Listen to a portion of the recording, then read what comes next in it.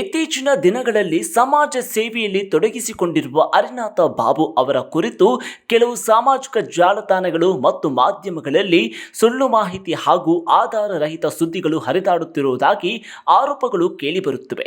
ಹರಿನಾಥ ಬಾಬು ಅವರು ಬಡ ಮಕ್ಕಳಿಗೆ ವಿದ್ಯಾಭ್ಯಾಸಕ್ಕೆ ನೆರವು, ಅನಾಥ ಆಶ್ರಮಗಳಿಗೆ ಸಹಾಯ, ಉಚಿತ ಆಂಬ್ಯುಲೆನ್ಸ್ ಸೇವೆ ಸೇರಿದಂತೆ ಹಲವು ಸಮಾಜಮುಖಿ ಕಾರ್ಯಕ್ರಮಗಳಲ್ಲಿ ತೊಡಗಿಸಿಕೊಂಡಿದ್ದಾರೆ ಎಂದು ಅವರ ಬೆಂಬಲಿಗರು ಹೇಳುತ್ತಾರೆ. ಈ ಹಿನ್ನೆಲೆಯಲ್ಲಿ ಯಾವುದೇ ವ್ಯಕ್ತಿಯ ಬಗ್ಗೆ ದೃಢೀಕರಣವಿಲ್ಲದ ಮಾಹಿತಿ ಅಥವಾ ಸುಳ್ಳು ಆರೋಪಗಳನ್ನು ಪ್ರಸಾರ ಮಾಡುವುದು ಅವರ ವೈಯಕ್ತಿಕ ಗೌರವಕ್ಕೆ ಧಕ್ಕೆಯನ್ನು ತರುವ ಸಾಧ್ಯತೆ ಇದೆ.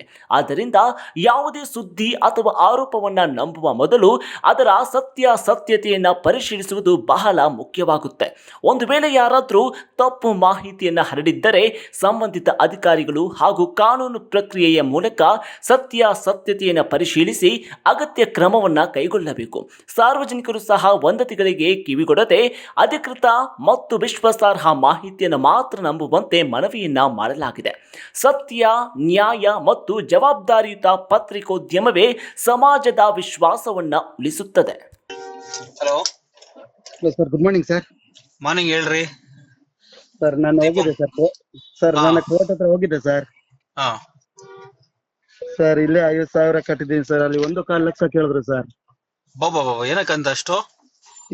ಅದು ಲಾಯರ್ ಫೀಸ್, ಅದು ಫೀಸ್, ಇದು ಫೀಸ್ ಅಂತ ಹೇಳಿದ್ರು ನಾನ್ ಮಾತಾಡ್ತೀನಿ ರಪ್ಪ. ಸರ್, ಬೇಲ್ ಮಾಡಕ್ಕೆ 25. ಒಂದ್ ಕೆಲಸ ಮಾಡು, ನೀನೇ ಲಾಯರ್ ಯಾರಾದ್ರೂ ಇಟ್ಕೊಂಡು ಹೋಗು. ಲಾಯರ್ ಯಾಕೆ ಅಷ್ಟು ದುಡ್ಡು ಕೊಡ್ತೀಯಾ? ನಾನು ಆ ಮಾತು ನಿಮ್ಗೆ ಹೇಳ್ದಲ್ಲ ಸರ್, ನೀವು ಬೇಡ ಅಂತ ಹೇಳಿದ್ರು. ಇಲ್ಲಪ್ಪ, ನೀನ್ ಲಾಯರ್ ಕರ್ಕೊಂಡೋಗು. ನೀನ್ ಯಾಕೆ ತಲೆ ಕೆಡಿಸ್ಕೊಂತೀಯ? ನಮ್ ಹುಡುಗನ್ ಬೇಕಾದ್ರೆ ಮಾತಾಡ್ತೀನಿ. ನಿನ್ ಲಾಯರ್ ಯಾರಾದ್ರೂ ಕರ್ಕೋ. ಅವ್ರು ಹೇಳಿ ಸರ್, ಲಾಸ್ಟ್ ಏನಾದ್ರೆ ಸ್ವಲ್ಪ ಹೇಳಿ ಅವ್ರಿಗೆ. ನಾನ್ ಮಾತಾಡ್ತೀನಿ ಬಿಡು. ನೀನ್ ಲಾಯರ್ ಯಾರಾದ್ರೂ ಕರ್ಕೊಂಡು ಹೋಗು, ನಾನ್ ಮಾತಾಡ್ತೀನಿ. ನಾನು ಲಾಸ್ಟ್ 40 ಹೇಳ್ಬಿಟ್ಟು ಬಂದೆ ಸರ್. ನೋಡಪ್ಪ, ಇವಾಗ ದುಡ್ಡು ವಿಚಾರಗಳೆಲ್ಲ ಯಾವಾಗ್ಲಾದ್ರೂ ಫೋನ್ ಮಾಡಿದಾಗ ಕರೆಕ್ಟ್ ಆಗಿ ಮಾತಾಡಿ. ಫೋನ್ ನಾನು ದುಡ್ಡಲ್ಲಿ ಯಾರಾದ್ರೂ ಒಂದು ಆಫೀಸರ್ ಇದ್ದಾಗ ಯಾವತ್ತೇ ಆಗ್ಲಿ ನಾನು ಅಷ್ಟು ದುಡ್ಡು ಕೊಡ್ತೀನಿ, ಇಷ್ಟು ದುಡ್ಡು ಕೊಡ್ತೀನಿ, ಅಷ್ಟು ಮಾಡ್ತೀನಿ, ಇಷ್ಟು ಮಾಡ್ತೀನಿ ಅಂತ ನೀವು ಫೋನ್ಗಳಲ್ಲಿ ಮಾತಾಡಬೇಡಿ. ಏನಾದ್ರು ಇದ್ರೆ ಸ್ಟೇಷನ್ ಬನ್ನಿ, ಇಲ್ಲಾಂದ್ರೆ ನಾವು ಫೋನೇ ತೆಗಿಯಲ್ಲ.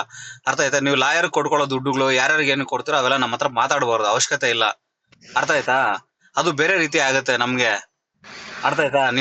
ನಾನು ಬಿಸ್ನೆಸ್ ಮಾಡ್ತಾ ಇದೀನಿ, ನಾನು ಮಾತಾಡ್ಕೊಳಕ್. ನಾನು ಗೌರ್ಮೆಂಟ್ ಆಫೀಸರ್ ಇದ್ದೀನಿ.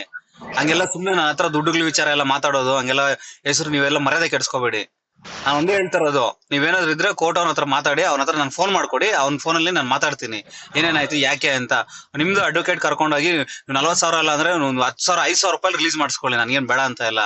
ನಾನು ಇದರಲ್ಲಿ ನಾನು ಸುಮ್ನೆ ಜಸ್ಟ್ ಒಂದು ಕೋಆರ್ಡಿನೇಟ್ ಮಾಡ್ಕೊಳ್ಳಿ ಅವನ ಹತ್ರ, ನಾನು ನಿಮ್ಗೆ ಹೇಳ್ತಾ ಇರೋದು ಅಷ್ಟೇ.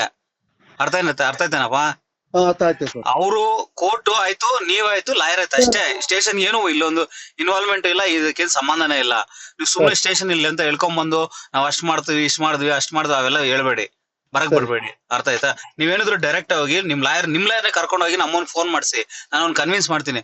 ಅವ್ರ ಲಾಯರ್ ಇದಾರೆ ಅಂತ ಕಣ, ಏನೋ ಅವ್ರ ಪಾಪ ಏನೋ ಅವ್ರಿಗೇನೋ ಸ್ವಲ್ಪ ಹೆಲ್ಪ್ ಮಾಡೋ ಅಂತ ಹೇಳಿದ್ರೆ ಅವ್ನು ಮಾಡ್ತಾನೆ ಪಾಪ ಅವನು, ಅಲ್ವಾ? ಸರಿ ಸರ್, ನೋಡು ಮಾತಾಡು.